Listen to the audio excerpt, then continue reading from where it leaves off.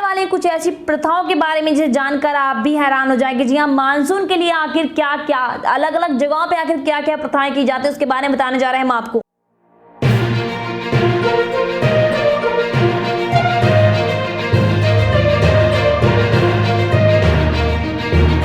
तो ले चलते हैं आपको सीधे खबर की तरफ। जी हाँ, 1876 में भारत को विकराल अकाल में जकड़ लिया था।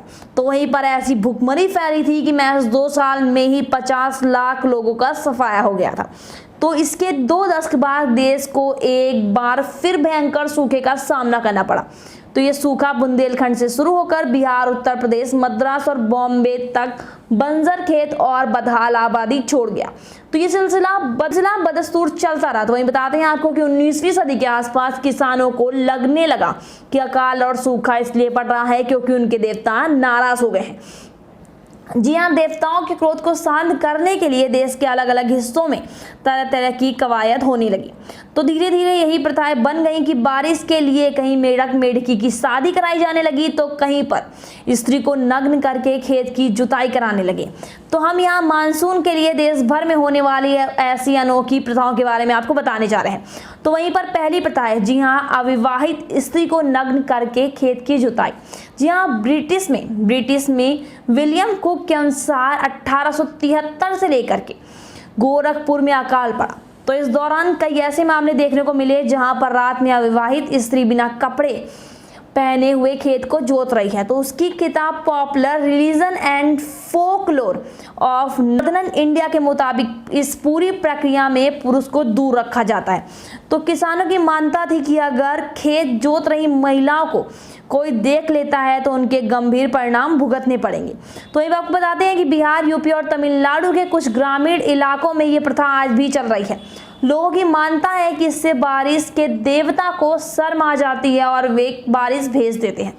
तो वहीं पर राइटर्स की रिपोर्ट के मुताबिक बिहार के बांके बाजार के उपेंद्र कुमार बताते हैं कि गांव के लोगों को इस प्रथा पर बहुत भरोसा है और वे इसे तब तक करते हैं जब तक कि भारी बारिश नहीं हो जाती है।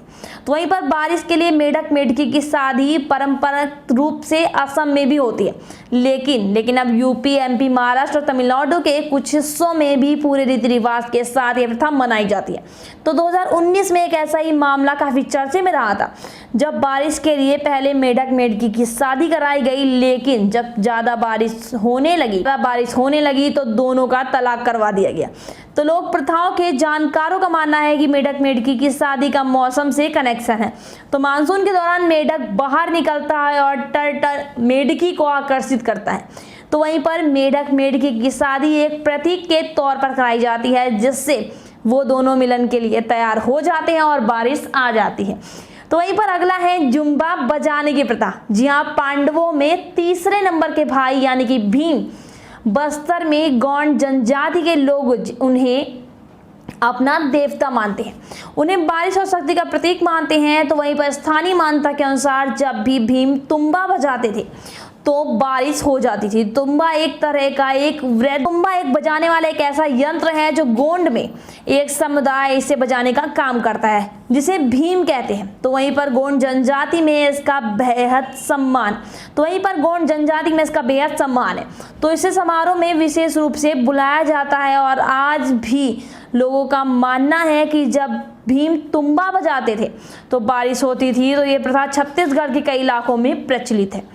तो बस्तर के नारायणपुर इलाके में मुंडिया जनजाति में एक और रोचक प्रथा है। इसमें किसी को भीम देव का प्रतिनिधि बनाकर उसे गाय के गोबर और कीचड़ से ढक दिया जाता है। तो लोगों की मानता है कि इससे देवता को सांस लेने में तकलीफ होगी, इससे राहत के लिए वो बारिश करवाएंगे और कीचड़ धुल जाएगा। तो वहीं पर उत्तर प्रदेश के कुछ इलाकों में युवा लड़के कीचड़ में लौटते हैं और भगवान से हाथ जोड़कर बारिश की मांग करते हैं और उनका मानना है कि इंद्रदेव इससे प्रसन्न होकर बारिश करवा देते हैं। तो वहीं पर अगला मामला है कि जमीन में बर्तन गाड़कर बारिश का पूर्वानुमान।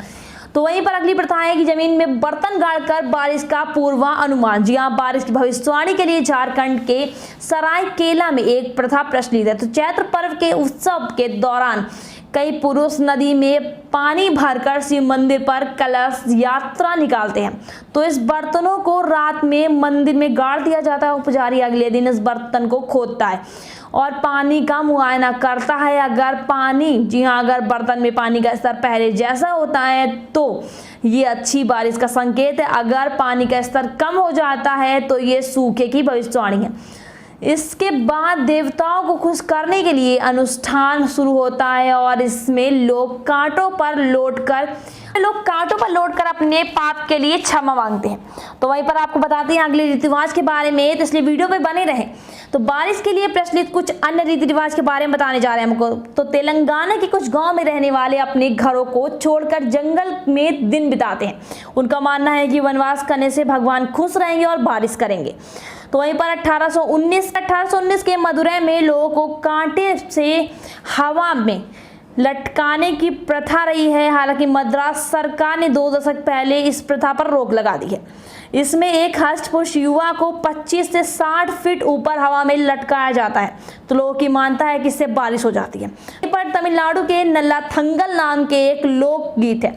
जी हाँ, जब कोई इलाका सूखे की चपेट में आ जाता है तो 10 रातों तक इसे गाया जाता है और कहा जाता है कि इस गीत की कहानी इतनी मार्मिक है कि देवताओं का दिल पिघल जाता है और बारिश हो जाती है। तो मैथिला फेस्टिवल की एक तरह झारखंड में कीचड़ फेस्टिवल होता है। तो वहीं पर ओराम जनजाति के लोग इस दिन एक दूसरे पर कीचड़ फेंकते हैं। उनकी मानता है कि देवता उनके शरीर की मिट्टी और कीचड़ धुलने के लिए बारिश करते हैं।